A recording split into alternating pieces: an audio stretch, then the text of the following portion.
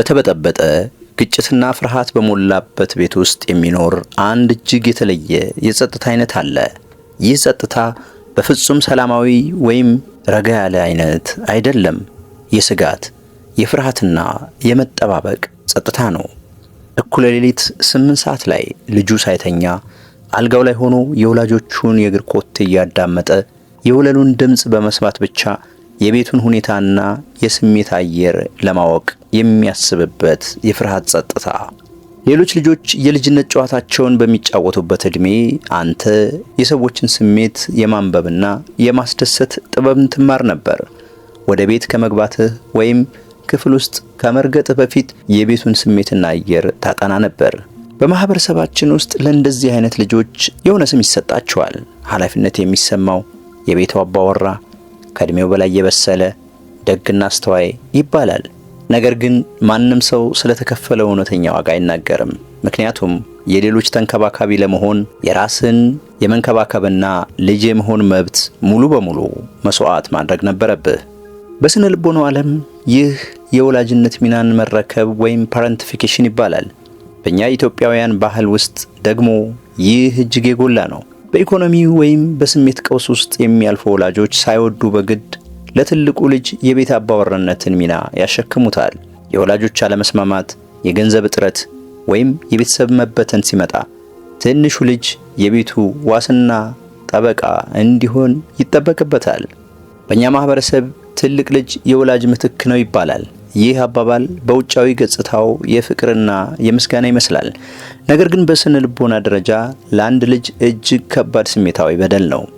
ወላጆችህ እርስ በርስ ሲጣሉ ዳኛ እንድትሆን ሲያደርጉህ፣ የወላጆችህን የህይወት ብስጭትና እንባ እንድትጠርግ ስትገደድ፣ ወይም ገና በስሜት ሳታድግ የታናናሾችህን የቀን ተቀን ህይወትና የወደፊት እጣ ፈንታ እንድታስተዳድር ስትደረግ ልጅነትህ በዚያው አበቃ ማለት ነው። ነገር ግን ብዙዎች የማይነግሩህ የስነ ልቦና ሚስጥር ይሄ ነው። ይህንን ያደረግከው ጀግና ስለሆንክ ወይም ስለፈለግክ አይደለም፣ በጣም ስለፈራህ እንጂ። በችግርና ሁከት በተሞላ ቤት ውስጥ የታሰረ ልጅ ስትሆን 3 አማራጮች ብቻ ነው የሚኖሩህ: መታገል፣ መሸሽ ወይም ቤቱን ማስተዳደር። አንተ ማስተዳደርን መረጥክ። በትምህርትህ ጥሩ ውጤት ካመጣህ የቤቱ ጩኸት ሊቆም እንደሚችል አሰብክ። የቤት ውስጥ ስራዎችን ካከናወንክ የቤቱ ውጥረት ሊቀንስ ይችላል ብለህ አመንክ።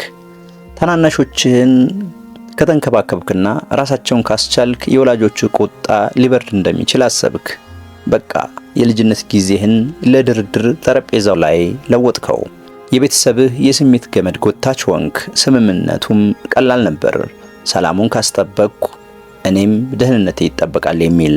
ነገር ግን በውሉ ላይ ያልተረዳኸው ትንሹ ጽሑፍ እርምጃህን ካቆምክ ወይም ከተሳሳትክ ሁሉም ነገር ሊደረመስ እንደሚችል የሚያስብ አስፈሪ የስጋት ስሜት ቀሪ ሕይወትህን ሙሉ የሚያጅብህ መሆኑን ነው። ልጅ ሆነህ አዋቂ የሆንክበት የአጋጣሚ፣ አዋቂ ስትሆን ደግሞ ልጅ ሆነህ የማረፍ መብትን ቀምቶሃል። በልጅነትህ በሕይወት እንድትቆይ ያደረገህ ፍርሃትና ንቁነት ዛሬ ለአዋቂነት ጭንቀትህ ዋና ምክንያት ሆኗል። አሁን ወደ የትኛውም ክፍል ወይም ስብሰባ ዝም ብለህ አትገባም። አካባቢውን ትቃኛለህ። የሰዎችን የፊት ገጽታና የሰውነት እንቅስቃሴ ታጠናለህ። የትዳር አጋርህ ወይም ወዳጅህ ሳይናገር መበሳጨቱን ገና በ3 ሰከንድ ውስጥ ታውቃለህ። በእኛ ማህበረሰብ ወንድ ልጅ አይበገርም፣ ወንድ ልጅ ታጋይ ነው፣ ለቤተሰቡ ጋሻ ነው የሚለው አመለካከት ይህንን ቁስል የበለጠ ያጎለዋል። ስሜትን መደበቅ፣ ለሁሉም መድረስ፣ የራስን ፍላጎት መደበቅና የቤተሰብህን ችግር ሁሉ በብቸኝነት መሸከም እንዳለብህ ይነገርሃል። ይህ ባህላዊ ጫና የትውልድ ቁስል ወይም ኢንተርጄኔሬሽናል ትራውማ ይፈጥራል። ወላጆችህ ያላገኙትን ሰላም፣ ያልተፈወሱትን ጭንቀትና ፍርሃት በአንተ ላይ ያፈሱታል። አንተ ደግሞ ያንን ተቀብለህ የቤተሰቡ ማረጋጊያ መድኃኒት እንድትሆን ትገደዳለህ። ነገር ግን ይህ እጅግ ከፍተኛ ዋጋ ያስከፍልሃል። ምክንያቱም የሌሎችን ስሜት ለማስተካከል ስትሮጥ ከራስህ ስሜት ጋር ሙሉ በሙሉ ትራራቃለህ። ከእንግዲህ ለራስህ ስሜት ቦታ የለህም። የሰዎችን ችግር መፍታትና መረጃ መሰብሰብ ብቻ ነው ስራህ።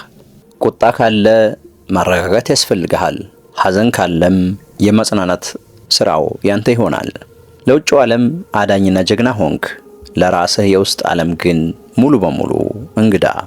እስኪ አሁን ራስህን ከባዱን ጥያቄ ጠይቅ። እኔ በእውነት ምን እፈልጋለሁ ብለህ ጠይቅ። መልስ ካጣህ አትደነቅ፣ ምክንያቱም አንተ የሁሉም ነገር ጀግና ነህ። ጀግና ደግሞ የራሱ ፍላጎትና ድክመት እንዲኖረው አይፈቀድለትም። ጀግና የሚኖረው ለሌሎች ሰዎች ጥቅም ብቻ ነው። ውሸቱና ጭንብሉ የሚወልቀው እዚህ ጋር ነው። ከተበጠበጠው ቤት ወጣህ፣ አዲስ ሕይወት ገነባህ። ሥራ ያዝክ፣ ጎበዝ ሠራተኛ፣ አትጨቃጨቅም የምትባል አጋር፣ ሁልጊዜ እኩለ ሌሊት 9 ሰዓት ላይ ስልክ የሚያነሳ ጥሩ ጓደኛ ሆንክ።